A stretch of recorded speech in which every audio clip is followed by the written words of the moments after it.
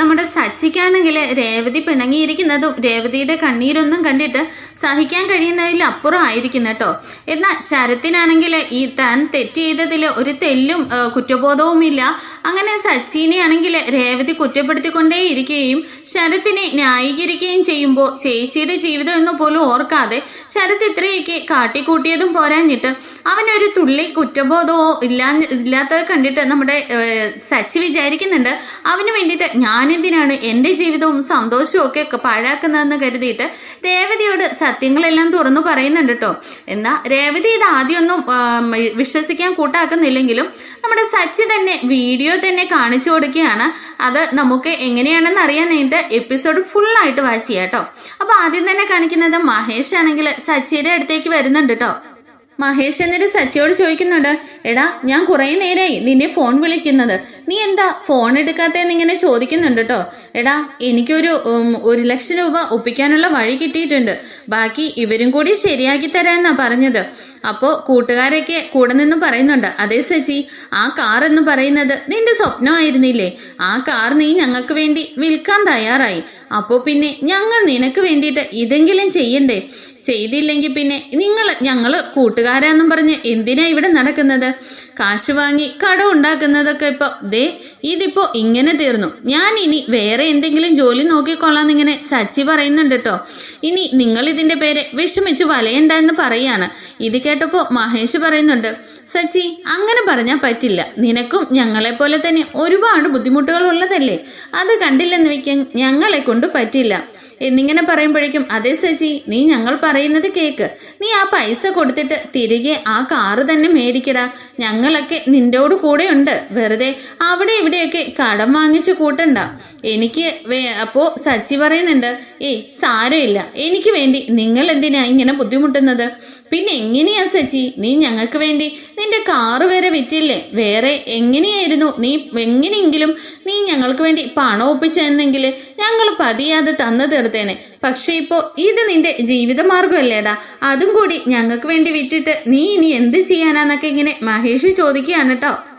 പിന്നെ നിന്റെ വീട്ടിലെ അവസ്ഥ ഞങ്ങൾക്ക് എല്ലാവർക്കും അറിയാവുന്നതല്ലേ, നിന്റെ വീട്ടിലൊരു ഏട്ടനും അനിയനും ഉണ്ടെന്ന് പറഞ്ഞിട്ട് കാര്യമൊന്നും ഇല്ലല്ലോ, നിന്റെ അത്രയും ചിന്തിക്കാനുള്ള കഴിവ് പോലും 2 പേർക്കും ഇല്ല, അവര് പണം തന്നിട്ട് ആ വീട്ടിലെ ചെലവ് നടന്നു പോയില്ലല്ലോ, പിന്നെ നിന്റെ അച്ഛന് ഒരു അസുഖക്കാരനും കൂടിയല്ലേ, അപ്പോൾ നീ ഇങ്ങനെ വണ്ടിയില്ലാതെ നടക്കുന്നത് ഞങ്ങൾക്ക് കണ്ടുകൊണ്ട് നിൽക്കാൻ പറ്റില്ലടാ സച്ചി, നീ ഞങ്ങളോട് എതിരഭിപ്രായം ഒന്നും പറയരുത് എന്നിങ്ങനെ പറയാണ് കേട്ടോ.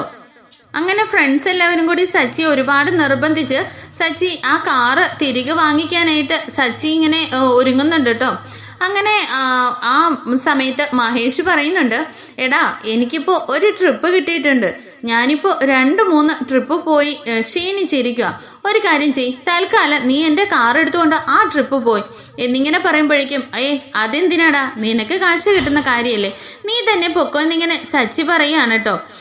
ഒരു ദിവസം നമ്മൾ 1-2 ട്രിപ്പൊന്നും അല്ലല്ലോ ഒഴിവാക്കുന്നത്, അതിലൊരു ട്രിപ്പ് നിനക്ക് എന്ന് കരുതിയിട്ട് ഞങ്ങൾക്കൊന്നും നഷ്ടമാവില്ലെന്ന് കരുതി മഹേഷ് നിർബന്ധിച്ച് തന്നെ സച്ചിനെ പൈസയൊക്കെ ഒന്നും റെഡിയാകുന്നത് വരെ നീ ഞങ്ങളുടെ വണ്ടിയൊക്കെ ഓരോ ദിവസവും ഓടിക്കടാ എന്ന് പറഞ്ഞിട്ട് മഹേഷ് നിർബന്ധിച്ച് ആ ഓട്ടത്തിന് നമ്മുടെ സച്ചിയെ പറഞ്ഞു വിടുകയാണ് കേട്ടോ.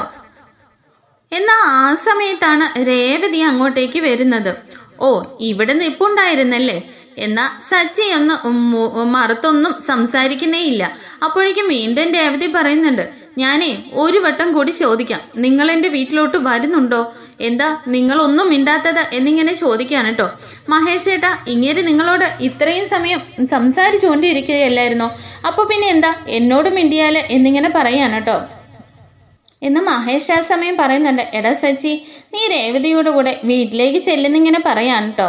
എന്നാൽ സച്ചിയാണെങ്കിൽ ഞാൻ എങ്ങോട്ടും ഇല്ല, അവള് പൊക്കോട്ടെ, അതെന്താ കൂടെ വരാത്തത്, തെറ്റ് ഏതായാലും ചെയ്തു, എന്നാൽ പിന്നെ അത് ഏറ്റു പറയാനുള്ള മനസ്സ് കൂടി കാണിക്കണമെന്ന് പറഞ്ഞിട്ട് ഇങ്ങനെ നിങ്ങൾ നാഴികയ്ക്ക് 40 വട്ടം വർഷയെ കുറ്റപ്പെടുത്തുമല്ലോ, തെറ്റ് ചെയ്തിട്ട് അത് അംഗീകരിക്കുന്നില്ലെന്നും പറഞ്ഞ്, അപ്പോൾ ഇപ്പോൾ നിങ്ങളെന്താ ചെയ്യുന്നത്, നിങ്ങൾ കുറച്ചുകൂടി എൻ്റെ അനിയനെ കുടിച്ചിട്ട് കൈ ഒടിച്ചു, ഇനിയിപ്പോൾ അവൻ്റെ കൈ ശരിയാവുമോ എന്ന് പോലും അറിയാത്ത അവസ്ഥയില്ല, എന്നിട്ടും നിങ്ങൾക്കൊരു ശകലം അവിടെയൊന്ന് വരാനോ അവരെ ഒന്ന് സഹായിക്കാനോ പറ്റില്ല അല്ലേ, അതിന് എങ്ങനെയാ പിന്നെ എൻ്റെ അമ്മയുടെ മുഖത്ത് ഇങ്ങനെ എങ്ങനെയാ നോക്കുക എൻ്റെ അമ്മ നിങ്ങളെ സ്വന്തം മകനെ പോലെയല്ലേ കണ്ടത് എന്നൊക്കെ പറഞ്ഞിട്ട് രേവതി ഇങ്ങനെ നന്നായിട്ട് റൈസ് ആവുന്നുണ്ട് കേട്ടോ. എന്നാൽ സച്ചി ഇത് കേട്ടിട്ട് തിരിഞ്ഞു പോകാൻ നിൽക്കുമ്പോഴേക്കും രേവതി വീണ്ടും പിടിച്ച് നിർത്തിയാണ്. അതെ, നിങ്ങൾ ദേവുവിനെ കുറിച്ച് ആലോചിച്ചോ? ദേവു പോലും നിങ്ങളെ സ്വന്തം ഏട്ടനെ പോലെയല്ലേ നിങ്ങൾ കരുതിയത്. എന്നിട്ട് നിങ്ങൾ അവരോട് ചെയ്തത് എന്താ?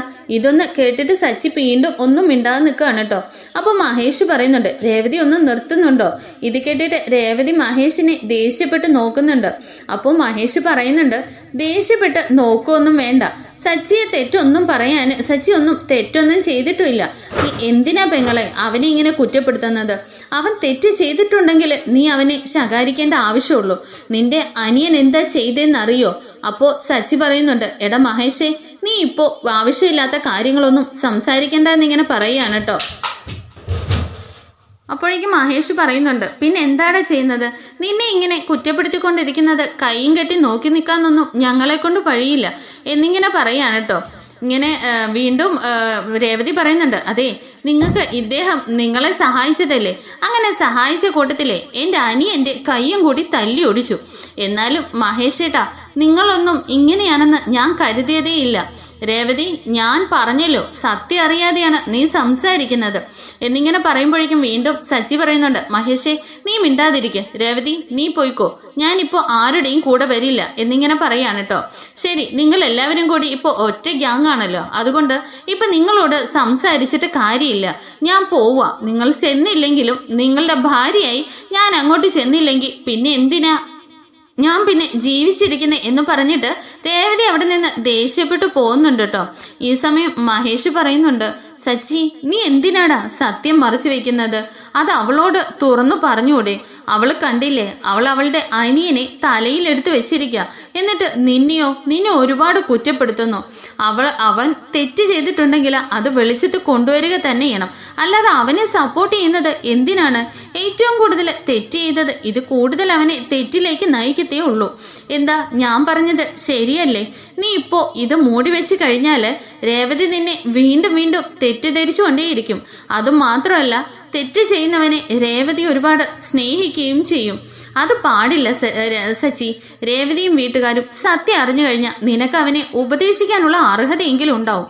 പക്ഷേ ഇവിടെ ഇപ്പോൾ അങ്ങനെ ഒന്നും ചെയ്യാൻ പറ്റില്ല. കാരണം അവർക്ക് സത്യങ്ങളൊന്നും അറിയില്ലല്ലോ. അപ്പോൾ പിന്നെ സച്ചിയുടെ കൂട്ടുകാരന്മാർ എല്ലാവരും കൂടി പറയുന്നുണ്ട്, എന്താടാ ശരിക്കും എന്താ പ്രശ്നം എന്നിങ്ങനെ ചോദിക്കുന്നുണ്ട്. ഒന്നുമില്ലടാ, ഇവനും ഇവൻ്റെ ഭാര്യയും തമ്മിൽ ചെറിയൊരു ഉടക്കുണ്ടായിട്ടുണ്ട്. സാധാരണ രേവതിയായിട്ട് ഇവനാണല്ലോ ഉടക്കുണ്ടാക്കാറ്. ഓക്കെ എന്ന് പറഞ്ഞിട്ട് ഫ്രണ്ട്സ് എല്ലാം അവിടെ നിന്ന് പോകുന്നുണ്ട് കേട്ടോ. അത് കഴിഞ്ഞിട്ട് പിന്നീടായിട്ട് കാണിക്കുന്നത് രേവതിയാണെങ്കിൽ ഇങ്ങനെ മനസ്സിൽ ഓരോന്ന് ചിന്തിച്ചുകൊണ്ടേ നിൽക്കുമായിരിക്കും. രേവതിക്ക് നല്ല വിഷമമാവുന്നുണ്ട്. അച്ഛൻ പറഞ്ഞതാണ് സച്ചി ഒരു കാര്യമില്ലാതെ ആരെയും തല്ലില്ലല്ലോ എന്ന്. ആ കാര്യം ആലോചിച്ചപ്പോൾ തന്നെ രേവതിക്ക് വല്ലാതെ ടെൻഷനാവുന്നുണ്ട് കേട്ടോ. സത്യമാണെന്ന് തോന്നുന്നുണ്ട്. മദ്യപിച്ചിട്ടുണ്ടെങ്കിലും കാരണമില്ലാതെ ആരെയും തല്ലുകയില്ല സച്ചി. അതുമാത്രമല്ല, ചില സമയത്തൊക്കെ സച്ചിയുടെ വാക്കുകൾ പിഴയ്ക്കുന്നുമുണ്ട്. അവൻ എന്താ ചെയ്തതെന്ന് അറിയോ? അങ്ങനെയൊക്കെ പറയുന്ന ആ ഒരു സീനൊക്കെ രേവതി ഇങ്ങനെ ഓർത്തെടുക്കുന്നുണ്ട് കേട്ടോ. പിന്നെ ഓർക്കുന്നത് മഹേഷ് പറയാൻ വന്നതാണ്. മഹേഷ് ഇങ്ങനെ പറയും, സത്യം എന്താണെന്നുള്ളത് രേവതി നീ അറിഞ്ഞിട്ട് പറയണമെന്ന് പറയുമ്പോൾ സച്ചി അതിനെ എതിർക്കുന്നതും രേവതിയുടെ മനസ്സിലൂടെ ഇങ്ങനെ കടന്നു പോകുന്നുണ്ട് കേട്ടോ. എങ്കിലും രേവതിക്ക് ശരത്തിനെ തെറ്റായിട്ട് മനസ്സിൽ ചിന്തിക്കുന്നോടില്ല കേട്ടോ. അദ്ദേഹം കുടിച്ചിട്ട് തന്നെയായിരിക്കും അവനെ തല്ലിയത്, അല്ലാതെ ശരത്ത് വേറൊന്നും തെറ്റ് ചെയ്തിട്ടുണ്ടാവില്ല എന്നൊക്കെ ഇങ്ങനെ രേവതി സ്വയം മനസ്സിലിങ്ങനെ ഓരോന്നും ചിന്തിച്ച് കൂട്ടിക്കൊണ്ടേയിരിക്കുകയാണ്. അങ്ങോട്ടേക്ക് സച്ചി അപ്പോഴേക്കും കടന്നു വരുന്നുണ്ട്. അങ്ങനെ രേവതി പിന്നിലോട്ട് തിരിയുന്ന സമയത്ത്, രേവതി, എനിക്ക് നിന്നോട് കുറച്ച് സംസാരിക്കാനുണ്ട് എന്നിങ്ങനെ പറയുന്ന സമയത്ത് രേവതി ദേഷ്യപ്പെട്ടുകൊണ്ട്, എനിക്ക് എന്നെ ഒന്ന് വെറുതെ വിടുവോ? എനിക്ക് നിങ്ങളോടിപ്പോൾ ഒന്നും സംസാരിക്കാനില്ല എന്നിങ്ങനെ പറഞ്ഞ് തിരിഞ്ഞു പോവാണ് കേട്ടോ. ഈ സമയം സച്ചി പറയുന്നുണ്ട്, രേവതി, നീ വെറുതെ വാശി പിടിക്കല്ലേ. എനിക്ക് നിന്നോട് പറയാനുള്ളതൊന്ന് കേട്ടിട്ട് പോയാൽ മതിയെന്നിങ്ങനെ പറയാണ്. എനിക്ക് നിങ്ങളോടൊന്നും കേൾക്കണ്ട എന്നല്ലേ ഞാൻ പറഞ്ഞത്. ഞാൻ ഇന്നെൻ്റെ വീട്ടിലോട്ട് നിങ്ങളെ വിളിച്ചപ്പോൾ നിങ്ങൾ വന്നില്ലല്ലോ. നിങ്ങളുടെ കൂട്ടുകാരുടെ മുന്നിലിട്ട് എന്നെ പരിഹസിച്ചു. അപ്പോഴേക്കും എൻ്റെ മാനസികാവസ്ഥ അതായിരുന്നില്ല എന്നിങ്ങനെ സച്ചി പറയുന്നുണ്ടെങ്കിലും രേവതി അതൊന്നും കേൾക്കാനായിട്ട് തയ്യാറാവുന്നില്ല കേട്ടോ. എന്താ സച്ചി പറയുന്നതൊന്നും കേൾക്കാനായിട്ട് രേവതി കൂട്ടാക്കുന്നില്ല. രേവതി വീണ്ടും കരയാൻ തുടങ്ങിയാണ്. എൻ്റെ അനിയൻ നിങ്ങളോട് എന്ത് തെറ്റാ ചെയ്തത്? അവൻ കൊച്ചു കുട്ടിയല്ലേ, അവനിനി എത്ര നാള് വീട്ടിലിരുന്നാലാ? ഡോക്ടർ ഇപ്പോഴും ഒരു ഉറപ്പും പറഞ്ഞിട്ടില്ല. 3 മാസമെങ്കിലും അവൻ്റെ കൈ റെസ്റ്റ് എടുക്കണമെന്നാണ് പറഞ്ഞിരിക്കുന്നത്. എന്നാലും കുറേ കള്ളും കുടിച്ചിട്ട് നിങ്ങൾ ഇത്രയൊക്കെ ചെയ്ത് കൂട്ടിയില്ലേ എന്ന് പറഞ്ഞിട്ട് രേവതി വീണ്ടും കരയാണ് കേട്ടോ. ഇനി ഞാൻ എൻ്റെ വീട്ടിലേക്ക് പോവുകയാണ്, മടുത്തു എന്നൊക്കെ പറഞ്ഞ് രേവതി ഇങ്ങനെ കൈകൂപ്പി നിൽക്കുകയാണ്. എന്നാൽ സച്ചിയാണെങ്കിൽ ഇതെല്ലാം കണ്ടിട്ട് നമ്മുടെ സച്ചിയുടെ പിടിവിട്ട് പോകുന്നുണ്ട് കേട്ടോ. രേവതി ഞാൻ പറയുന്നതൊന്ന് കേൾക്ക് എന്ന് പറഞ്ഞിട്ട് ദേഷ്യപ്പെട്ടാണ് സച്ചി വീണ്ടും സംസാരിക്കുന്നത്. രേവതി, നീ ഒരിക്കലെങ്കിലും ഞാൻ എന്തിനാണ് അവനെ തല്ലിയതെന്ന് നീ എന്നോടെങ്കിലും ചോദിച്ചോ? എപ്പോഴും നീ അവൻ്റെ കൈ ഞാൻ കുടിച്ചിട്ട് തല്ലി ഒടിച്ചു എന്ന് പറഞ്ഞ് എന്നെ കുറ്റപ്പെടുത്തുകയാണ് ചെയ്തത്. നീ എന്താ കാരണമെന്ന് അറിഞ്ഞോ? ആ ആൻ്റണിയുടെ കൂടെ ജോലിക്ക് പോകരുത്, അത് തെറ്റാണ് പക്ഷേ അത് പറഞ്ഞു മനസ്സിലാക്കുകയല്ലേ വേണ്ടതെന്നിങ്ങനെ ചോദിക്കുകയാണ് രേവതി. അതിനു പകരം അവൻ്റെ കൈ തല്ലിയടിക്കുകയാണോ? ആൻ്റണിയുടെ കൂടെ ജോലിക്ക് പോയതിനോ പലിശ പിരിച്ചതിനോ ഞാൻ ഒന്നും പറഞ്ഞിട്ടില്ല. അതിന് ഞാൻ അവനെ തല്ലിയിട്ടുമില്ല. പിന്നെ അവനെ തല്ലാൻ വേണ്ടിയിട്ട് വ്യക്തമായ ഒരു കാരണം ഉണ്ടായിരുന്നു. അതുമാത്രമല്ല, മഹേഷിൻ്റെ മേൽ അവൻ കൈവച്ചു. അതൊക്കെ എനിക്ക് കണ്ടോണ്ട് നിൽക്കാൻ അതും പോട്ടെ എന്ന് കരുതാം. അവൻ്റെ മേൽ കൈവച്ചത് മാത്രമല്ല എന്നിങ്ങനെ പറയുമ്പോഴേക്കും രേവതി വീണ്ടും പറയണം, കൊള്ളാം, കൂട്ടുകാരനെ മേലെ കൈവച്ചപ്പോൾ നിങ്ങൾക്ക് പ്രതികരിക്കാൻ അറിയാമല്ലേ? എന്തൊക്കെ പറഞ്ഞിട്ടും സച്ചി എന്തൊക്കെ പറഞ്ഞിട്ടും രേവതിയാണെങ്കിൽ അത് അംഗീകരിക്കാനൊന്നും നിൽക്കുന്നില്ല കേട്ടോ. കൊള്ളാം, നിങ്ങളുടെ നാടകം കൊള്ളാം. എന്തായാലും വിശ്വസിച്ചാലും ഇല്ലെങ്കിൽ ഞാൻ പറയാനുള്ളത് പറയുമെന്ന് പറഞ്ഞിട്ട് ഇങ്ങനെ സച്ചി വീണ്ടും പറയാണ് കേട്ടോ. രേവതി, ഞാൻ പറയുന്ന ഒന്ന് കേക്ക്. അവൻ അവൻ്റെ ചേട്ടത്തിയുടെ ഭർത്താവാണെന്ന് പോലും കരുതാതെ ആണ് അവൻ എൻ്റെ മേൽ കൈവച്ചത്. എന്നിട്ട് നിന്റെ അനിയൻ ചെയ്ത തെറ്റ് എന്താണെന്ന് നിനക്ക് അറിയണ്ടല്ലേ? ഇതുവരെ ഞാൻ അത് മൂടി വെച്ചത് നിന്റെ അനിയൻ ചെയ്ത തെറ്റ് നീ അറിഞ്ഞു കഴിഞ്ഞാൽ ഒരുപാട് ദുഃഖിക്കുകയല്ലോ എന്ന് ആലോചിച്ചിട്ട് മാത്രമാണ്. നിന്റെ വിഷമം എനിക്ക് കാണാൻ വയ്യ. ഓരോ ദിവസവും നീ വിഷമിക്കുന്നത് കാണുമ്പോൾ തന്നെ എൻ്റെ ഉള്ള് നീറുന്നുണ്ട്. അതുകൊണ്ട് മാത്രമാണ് ഞാൻ നിന്നിൽ നിന്ന് സത്യങ്ങളൊക്കെ മറച്ചു വെച്ചത്. എന്നാൽ ഇത് കേട്ടിട്ട് എന്താണെന്നറിയാനുള്ള ഭാവത്തിൽ ഇങ്ങനെ രേവതി തിരിഞ്ഞു നോക്കുന്നുണ്ട് കേട്ടോ. ആ സമയത്ത് സച്ചി വീണ്ടും പറയുന്നുണ്ട്, നിന്റെ അനിയനാണെങ്കിൽ ഒരു പെരും കള്ളനാ. എന്ത് എൻ്റെ അനിയനെ പെരും കള്ളനെന്നോ? അപ്പോൾ നിങ്ങളോ? ഞാനൊരു കുടിയനാണ്, ശരി, ഞാൻ ഇടയ്ക്കിടയ്ക്ക് മദ്യപിക്കും, അത് ഞാൻ സമ്മതിക്കാം. പക്ഷേ നിന്റെ അനിയൻ ചെയ്തത് എന്താണെന്ന് നിനക്കറിയോ? നിന്റെ അനിയനെ തല്ലി. ഞാനന്ന് മദ്യപിച്ചിട്ടില്ല. അവനൊരു കെട്ടുകഥ ഉണ്ടാക്കി പറഞ്ഞു തന്നതാണ്. ശരത്ത് ഒരു പെരും കള്ളനാ, അത് എനിക്ക് പറയുന്നതിൽ ഒരു മടിയും ഇല്ല. നിങ്ങൾ സ്വയം പെരുങ്കള്ളൻ എന്ന് പറഞ്ഞ് എൻ്റെ അനിയനെ വല്ലതും പറഞ്ഞുണ്ടല്ലോ. ഞാൻ ഇനി ഈ നിമിഷം വീട് വിട്ട് ഇറങ്ങിപ്പോന്നും പറഞ്ഞിട്ട് രേവതി വീണ്ടും ദേഷ്യപ്പെടുന്നുണ്ട് കേട്ടോ. അപ്പോഴേക്കും സച്ചി പറയുന്നുണ്ട്, ഞാൻ പറയുന്നത് മുഴുവൻ കേട്ടിട്ട് വീണ്ടും നിന്റെ അനിയൻ്റെ ഭാഗത്താണ് ന്യായമെന്ന് തോന്നുവാണെങ്കിൽ നീ പൊക്കോ, ഞാൻ നിന്നെ തടയില്ല. പക്ഷെ ഞാൻ പറയുന്ന ഒന്ന് കേൾക്കണം രേവതി എന്ന് പറഞ്ഞിട്ട് രേവതിയെ പിടിച്ചു നിർത്തിയാണ് കേട്ടോ. രേവതി, അന്ന് അമ്മയുടെ കയ്യിൽ നിന്ന് പൈസ ആരോ തട്ടിപ്പറിച്ചു കൊണ്ടുപോയെന്ന് കണ്ടില്ലേ? അത് ശരത്താണ് ചെയ്തത് എന്നിങ്ങനെ പറയുമ്പോഴേക്കും രേവതി വീണ്ടും ദേഷ്യപ്പെടുകയാണ് കേട്ടോ. കൊള്ളാം, ഇത്രയും നാൾ നിങ്ങളുടെ അമ്മയും വീട്ടുകാരുമാ എൻ്റെ കുടുംബക്കാരെയും അവനെയും കുറ്റം പറഞ്ഞുകൊണ്ടിരുന്നത്. നിങ്ങളും ഇപ്പോൾ ഇങ്ങനെ പറയാൻ തുടങ്ങിയല്ലേ? എന്തായാലും സച്ചിയേട്ടാ, നിങ്ങളും ഇങ്ങനെയാണെന്ന് ഞാൻ കരുതിയില്ല എന്ന് പറഞ്ഞിട്ട് രേവതി കരയാൻ തുടങ്ങിയാണ്. എന്തായാലും രേവതി, ഞാൻ പറയുന്നത് നീ വിശ്വസിക്കില്ല. എന്നെ ഈ വീഡിയോ ഒന്ന് കണ്ടു നോക്കെന്ന് പറഞ്ഞിട്ട് ആ വീഡിയോ തന്നെ നമ്മുടെ രേവതിനെ എടുത്ത് കാണിച്ചു കൊടുക്കുകയാണ് കേട്ടോ സച്ചി. ഇത് കണ്ടിട്ട് രേവതി പൊട്ടിക്കരയാണ്. സച്ചിയേട്ടാ, എന്താ ഇത്? ശരത്തോ? അവൻ ഇപ്പോഴും ഇങ്ങനെയാണോ എന്ന് ചോദിച്ച് കരയാണ്. അപ്പോഴേക്കും സച്ചി പറയുന്നുണ്ട്, അതേ രേവതി, നീ വിഷമിക്കൂ എന്ന് കരുതിയിട്ടാണ് ഞാൻ ഇതൊന്നും പറയാതിരുന്നത്. അവൻ ഇപ്പോഴും ആ ആൻ്റണിയുടെ കൂടെ കൂടി മോഷണവും പിടിച്ചുപറിയും ഒക്കെ തന്നെയാണ്. അത് ചോദിക്കാൻ ചെന്നതിനാണ് അവൻ മഹേഷിനെ തല്ലിയതും എനിക്കെതിരെ പ്രതികരിച്ചതും ഒക്കെ. ഇനിയിപ്പോൾ നിന്നോട് ഇതൊക്കെ പറയാതെ ഇനി എന്നെ കൊണ്ട് പിടിച്ചു നിൽക്കാൻ പറ്റില്ല എന്ന് പറഞ്ഞിട്ട് സച്ചി ഇങ്ങനെ കാണിച്ചു കൊടുക്കുകയാണ് കേട്ടോ. ഇത് കണ്ടിട്ട് രേവതി ഇങ്ങനെ പൊട്ടിക്കരയാണ്.